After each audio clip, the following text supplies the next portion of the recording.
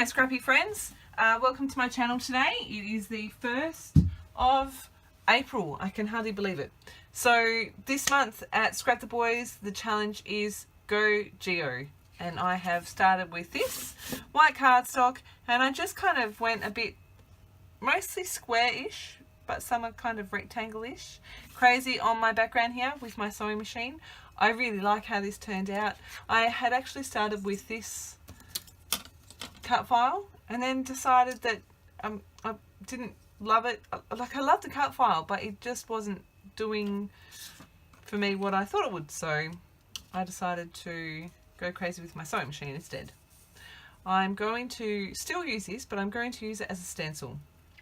I'm going to spray some colour through here, and I think I'm going to steer away from my regular greens and blues, which is where I tend to go, and maybe go with, what am I going to go with? Maybe yellow. This is the photo I'm scrapbooking today. It's my boys, cheeky little devils. So yeah, I'm not really sure what I'm going to do with this or exactly how I'm going to go about it. This cut file doesn't want to stay still for me, so I may have to tack it down with a little bit of glue. Otherwise, I will pop you on fast forward. I hope you enjoy. So I am back, and the first thing I'm going to do here is to add a little bit of two-way glue, which I'm showing you here, to that stencil. It's not a stencil, to that cut I made, just so that I can, it's curled up a bit, and this way it'll stay flat on my page when I apply my mist and stuff. So as promised, I'm going to try some yellows. Firstly, I need to clean my nozzle because it was blocked. Beautifully spraying now. That was the saffron colour spray, and then the sunshine colour shimmer spray, and I just did not love them with the photo on top, so I was like, meh, nix that idea. And so I go for my blues. I pulled out just blue. I pulled out, I think, Deep Water and Envy. And again, I need to clean the nozzle on one of the bottles. It is super easy. You just take it off and clean it under some water until the water comes out clear. And I decide to go with the Deep Water and the Envy. So I'm going to adhere that die cut and quite literally just spray over the top of it. This one is, I think, the Envy, and then this one is the Deep Water. It could be the other way around. I do apologise if I'm wrong. And I just give it a really light coat to start with.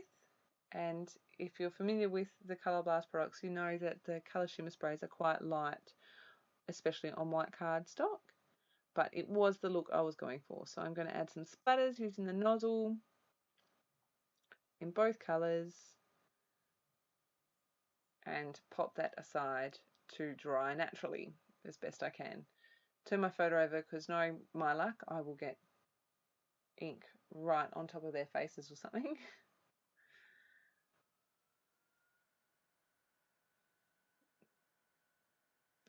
Give that a blast. Actually, I didn't let that dry naturally. There you go. I gave it a blast with the heat tool.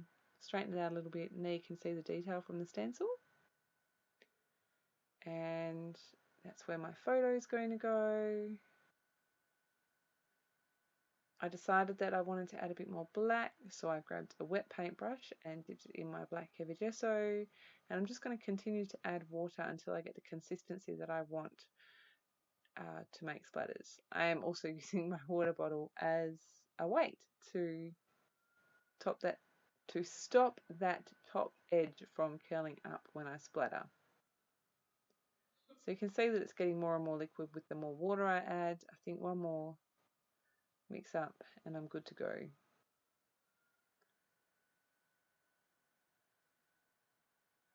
Splatter, splatter, splatter. Because it is quite liquid, it's pretty easy to do. And then I just tap the brush to get some more little splatters. Of course, if I wanted bigger, I could have just squeezed the bristles together and it would have splattered really awesomely. I am going to make sure that is dry. coming in with my VersaFine and a Viva Las Vegas. It's like a sketchy rectangle stamp. I figured I would continue on with my rectangle / square shape. And I am just stamping that mostly along the lines that I've created with my sewing machine.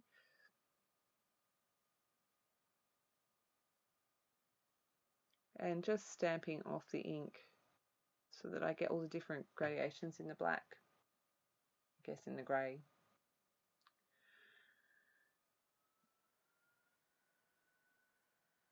So can you believe it's the 1st of April already? Gosh, time flies this year. The first quarter of the year is done and dusted already.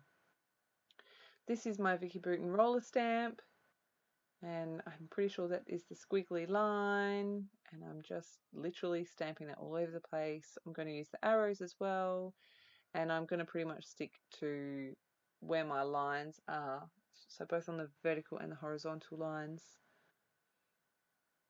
I like the way the arrows give a bit of direction and they all point towards my photo. They're quite subtle, but I really like them. So I decided that my background, the colour was way too subtle with the stamping on top and the black splatters, so I'm just replacing those cut files and I'm just spraying straight over the top again with the same colours, and I'm much happier with the end result here.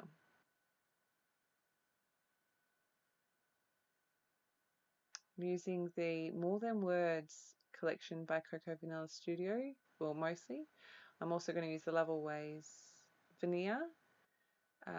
If you haven't seen this collection, it is quite feminine. It is absolutely stunningly beautiful, but I did challenge myself to use it. I end up pulling out a couple of blues and that black and white, and I also end up pulling paper from another range, but I'm going to start with a couple of layers from the 6x6 paper pad. Zoe, you are onto a good thing with those 6x6 paper pads. Keep them coming. I love them. And I love, if you are watching, I love that they do not have a perforated top. I hate that. Hate it. First world scrappy problems, right? So I am just going to hand cut my layers because I know that I am going to distress the edges. So I've got these two to start with.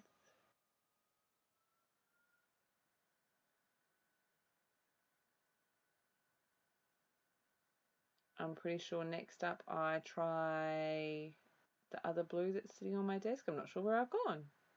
Oh, vellum. So I mount my photo on vellum just to give it a little bit of a softer edge. And again, I'm just using my scissors to trim that down. Grab some cardboard to mount my photo.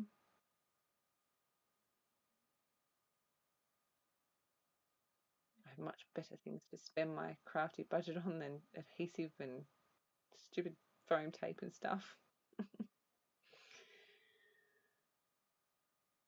So here I decided that I was going to have a bit of a play with my layers, maybe offset them. I honestly cannot remember what I ended up doing.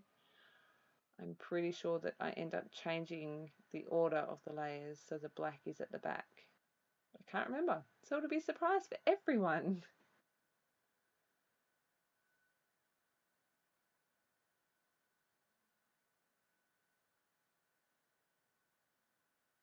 Yeah, so I'm going to trim down this blue and white stripe.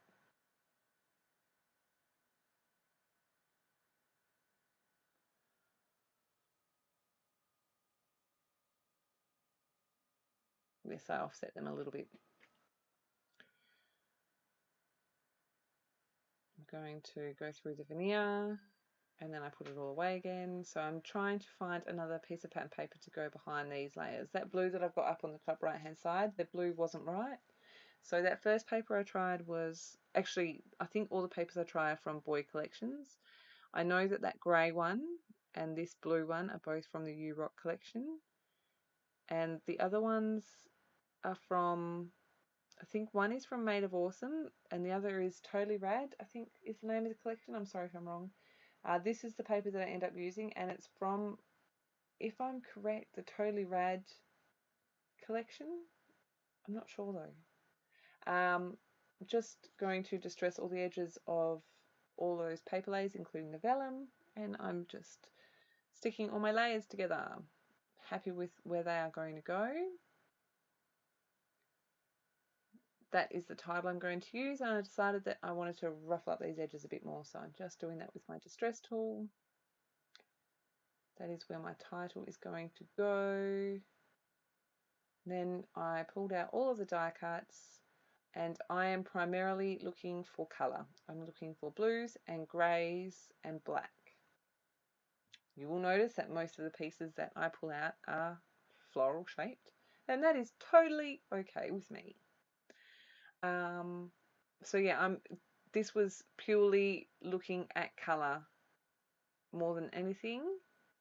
I've pulled out a few bits and pieces, including the feathers, which I do try to get on the page because I love them, but I didn't love, I think that blue feather wasn't quite right for this page because this is more of a greeny blue than a bluey blue.